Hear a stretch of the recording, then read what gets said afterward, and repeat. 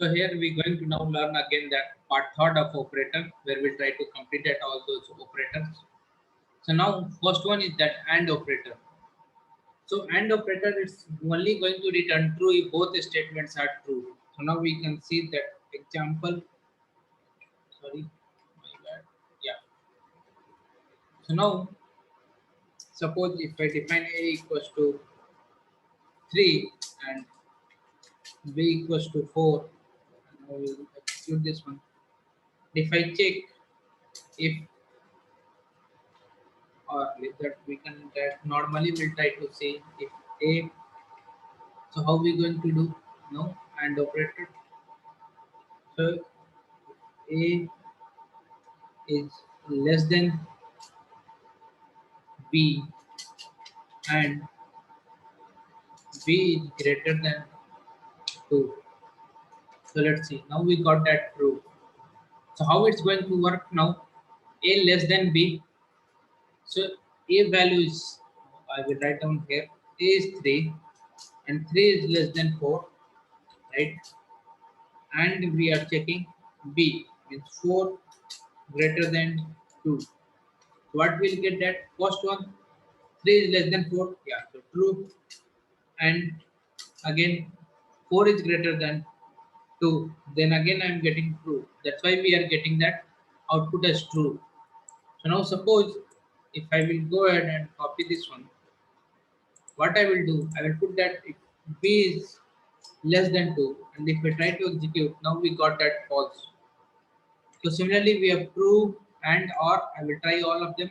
So now, if I try now, so I hope you understand that first and operator. If both are true, then only it's going to return that true. If you put that or operator, if any one of them is true, it's going to return as true. So now, since this one both are true, so it's return as true. We'll go ahead and change this one. Then we'll try to execute it. Here we'll get a still true because one of them is true. Now what I can do, now I can put that here equals to operator and equals to operator.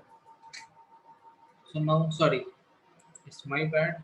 We need to compare it, not assignment.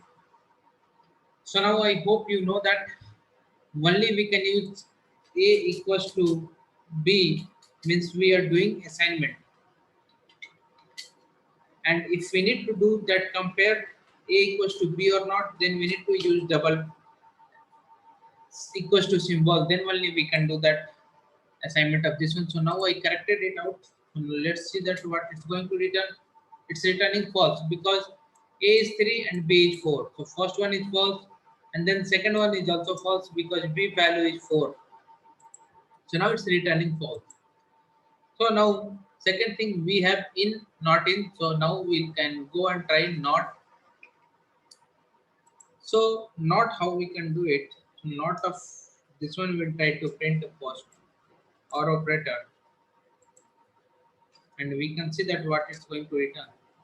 So what not going to do, where all it's true inside, then it will return false reverse of this, and if it's false then it will return true of this. So now we can see that one more example. So now here suppose it's true. If I go ahead and put this one, then it's returning to us false. So what not going to do, whatever that inside of this one it will return, reverse of this it's going to return that not operator. Each operator, so each operator, what it's going to do, return true if both are same object. So now if I put A is B and then execute it, now we get that false. So now A is, now we'll try, what is that value? We have defined A is 3. So now we can try like this and see what it's going to do. So it's returning now true because A is also 3 and we comparing 3 is 3. So yeah, it's true. It's returning as true. So now similarly, it's not, it's also the same way, is not B. So reverse of which, so now it's returning true and we can see it's not 3, then we'll get that false now this time because it's true. Okay. Similarly, we have in operator. So for in, we have to now suppose I need to define x equals to 1 comma 2 comma 3, and then I will go ahead and then I will put that. So now a I have 3, so it's just a in x, and then I will try to run it. So now I got it true because a value is 3 and inside that x we have 3. So now if I try to check that 5 in x, we got that false because 5 don't have any element value with that 5. These have only 1, 2 and 3. So similarly we have not in. So here if I check that 5, sorry, 5 not in x, then we'll get that true. So I hope you understand this as well. So all those things we need whenever we'll go and do that real-time programming.